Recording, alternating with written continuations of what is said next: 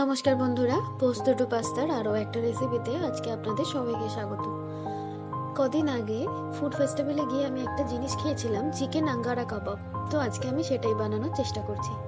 Chicken Angara কাবাব বানাতে গেলে প্রথমেই জল ঝরানো টক দই নিতে হবে, তার সাথে হলুদ গুঁড়ো, কাশ্মীরি লঙ্কার গুঁড়ো, ধনে গুঁড়ো, জিরে গুঁড়ো, পরিমাণ মতো নুন, কসুরি মেথি আর বেশ খানিকটা সর্ষের তেল নিয়ে নিতে হবে। আর তারপর খুব ভালো করে এটাকে ফেটিয়ে ফেটিয়ে মিশিয়ে নিতে হবে। দইয়ের মধ্যে যেন একদমই লাম্প না থাকে। এরপর বোনলেস চিকেন নিয়েছি। এবার চিকেনগুলোকে ভালো করে এর সাথে মাখিয়ে নিতে হবে, এই মশলা দইটার সাথে। আর স্মোকি ফ্লেভারটা আনার জন্য আমি একটা চারকোল একদম লাল করে আগুনে পুড়িয়ে নিয়েছি। এরপর একটা ছোট্ট কাচের পাত্রে গরম চারকোলটা দিয়ে তার উপর দিয়ে একটুখানি ঘি দিয়ে দিচ্ছি, আর সাথে সাথে এটা চাপা দিয়ে রাখছি। ফলে ভেতরে যে ধোঁয়াটা তৈরি হবে তার জন্য চিকেনের গায়ে একটা স্মোকি ফ্লেভার চলে আসবে। 15 থেকে 20 মিনিট আমি এটাকে ম্যারিনেট করে রাখবো এইভাবে।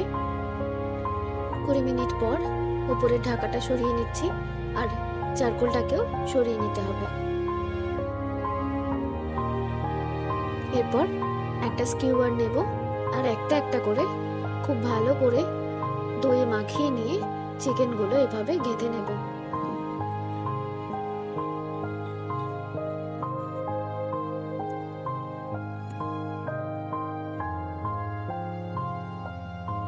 এক একটা স্কিউয়ারে আমি 3 থেকে 4টে করে চিকেনের পিস রাখছি।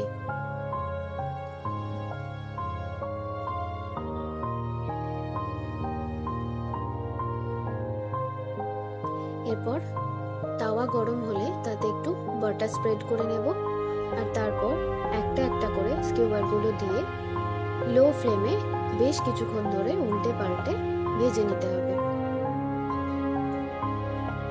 টেম্পারেচার যদি বাড়ানো হয় বাইরেটা পুড়ে যাবে, এদিকে মাংস সুসিদ্ধ হবে না। তাই যতটা সম্ভব লো ফ্লেমে এটাকে করতে হবে। আর মোটামুটি 15 থেকে 20 মিনিট পর তুলে নিয়ে এইভাবে গরম গরম সার্ভ করতে হবে। আমি এটা মেয়োনিজ দিয়ে সার্ভ করেছি, তবে এটা কিন্তু গ্রিন চাটনি দিয়েও খেতে খুব একটা খারাপ লাগে না, বরঞ্চ ভালোই লাগে। যাই হোক, আজকের মতো আমার রান্না কমপ্লিট। রেসিপিটা বাড়িতে অবশ্যই ট্রাই করবেন, আর ভালো লাগলে জানাতে ভুলবেন না। আজকের মতো ওকে, বাই।